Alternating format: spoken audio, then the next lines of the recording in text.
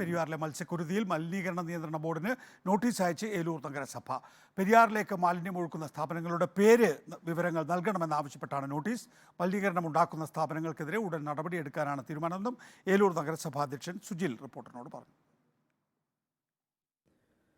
പെരിയാറിലെ മത്സ്യക്കുരുതിക്ക് കാരണക്കാരാര് എന്ന അന്വേഷണവും മറ്റ് ലാബ് ഉൾപ്പെടെയുള്ള പരിശോധനകളെല്ലാം പുരോഗമിക്കുകയാണ്. ഇപ്പോൾ മലിനീകരണ നിയന്ത്രണ ബോർഡിന് ഇവിടെയുള്ള ഈ മാലിന്യം പെരിയാറിലേക്ക് ഒഴുക്കുന്ന സ്ഥാപനങ്ങളുമായി ബന്ധപ്പെട്ടുള്ള വിവരങ്ങൾ ചോദിച്ചുകൊണ്ട് ഏലൂർ നഗരസഭ നോട്ടീസ് നൽകിയിരിക്കുകയാണ്. നമ്മളോടൊപ്പം ചേരുന്നത് ഏലൂർ നഗരസഭാ ചെയർമാൻ സുജിലാണ്. ഇപ്പോൾ ഇത്തരത്തിലൊരു നോട്ടീസ് നൽകാനുണ്ടായ സാഹചര്യം എന്ത് തരത്തിലുള്ള നടപടികളിലേക്കാണ് നഗരസഭ ആലോചിക്കുന്നത്? സമാനതകളില്ലാത്ത ഒരു മത്സ്യക്കുരുതിയാണ് ഇവിടെ സംഭവിച്ചത്.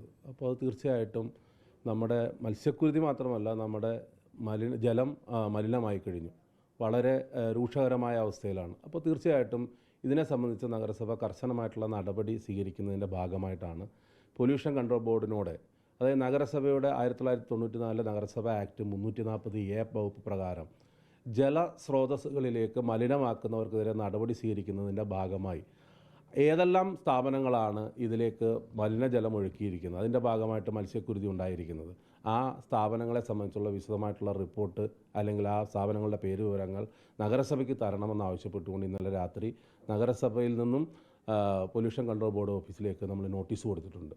ആ നോട്ടീസ് ലഭ്യമാകുന്ന മുറയ്ക്ക് ഏതെല്ലാം സ്ഥാപനമാണെന്ന് മുറയ്ക്ക് ആ സ്ഥാപനത്തിനെതിരെ നിയമപരമായിട്ടുള്ള കർശനമായിട്ടുള്ള നടപടി സ്വീകരിക്കാനാണ് നഗരസഭ തീരുമാനിച്ചിട്ടുള്ളത്. ഇപ്പോൾ പരിശോധനകൾ പുരോഗമിക്കുകയാണല്ലോ. ഇപ്പോൾ ഈ റിസൾട്ട് വന്നാലല്ലേ ഏതൊക്കെ സ്ഥാപനങ്ങളാണ് ഇത്തരത്തിൽ ഇതിലേക്ക് ഒഴുക്കുന്നത് എന്ന വിവരങ്ങൾ ലഭിക്കുകയുള്ളൂ? അതെ, റിസൾട്ട് വന്നതിന് ശേഷമേ നമുക്ക് അതിനെ സംബന്ധിച്ച്, കാരണം അവരുടെ റിപ്പോർട്ടാണ്, പൊല്യൂഷൻ കൺട്രോൾ ബോർഡിൻ്റെ റിപ്പോർട്ടാണ് നമുക്ക് ഇതിനകത്ത് ആധികാരികമായിട്ട് എടുക്കേണ്ടത്. അപ്പോൾ സ്വാഭാവികമായിട്ട് ആ റിപ്പോർട്ട് വന്ന അടിസ്ഥാനപ്പെടുത്തിക്കൊണ്ട് നഗരസഭ ചട്ടം പ്രകാരമുള്ള നടപടി സ്വീകരിക്കും.